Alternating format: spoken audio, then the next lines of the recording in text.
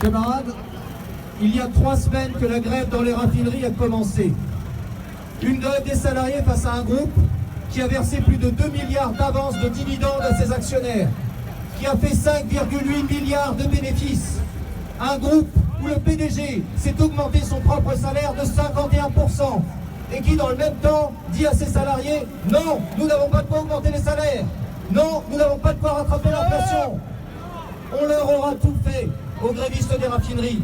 Faire croire que leur salaire s'établisse à 5 000 € par mois, que les salariés seraient des nantis, les accuser de bloquer la population française. Mais qui est responsable du blocage? Qui est responsable du blocage si ce n'est Total et Macron? S'ils veulent éviter le blocage du pays, c'est simple. Qu'ils cèdent aux revendications, qu'ils augmentent les salaires. Que le gouvernement français réponde à la grève par les réquisitions, nous ne l'accepterons pas. La remise en cause du droit de grève, nous ne l'accepterons pas. Disons-le clairement, les salariés de Total ont raison. C'est par la grève, par la mobilisation que nous arracherons les augmentations de salaire, que nous arracherons la satisfaction sur toutes nos revendications. C'est par la grève que nous pouvons les contraindre à arrêter de se gaver de pognon sur notre dos. Ils se sont enrichis comme jamais, des profits records, pendant que des centaines de milliers de salariés n'arrivent plus à joindre les deux bouts. Doivent faire le choix entre payer les factures ou manger. Pénurie ou pas, des milliers de salariés n'arrivent de toute manière pas à faire le plein. D'autres encore ne savent pas avec quel argent ils vont bien pouvoir se chauffer cet hiver.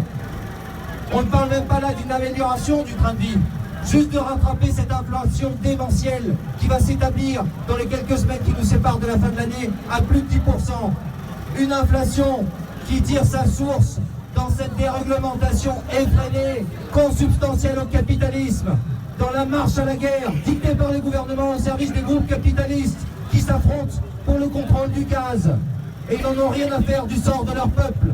Eh bien la réponse, elle est dans la riposte qui est venue dans les raffineries supplémentaires qui se sont mises en grève au lendemain des annonces de réquisition.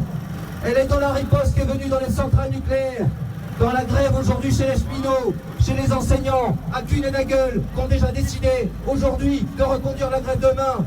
Elle est dans la grève de tous ces personnels des cantines scolaires qui en masse aujourd'hui ont contraint à la fermeture de toutes les cantines sur Amiens. Ils voulaient éteindre l'incendie, ils l'ont généralisé. Il l'a allumé, salopard! Le gouvernement dans le même temps discute d'un allongement de la durée de cotisation, de nous faire travailler jusqu'à 65 ans. Eh bien nous n'accepterons aucune attaque sur nos retraites. Nous n'accepterons pas de travailler une seule journée de plus. Encore une fois, c'est ce gouvernement au service du patronat qui porte la responsabilité du blocage.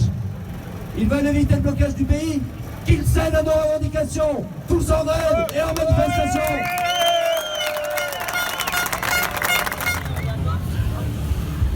Macron dégage!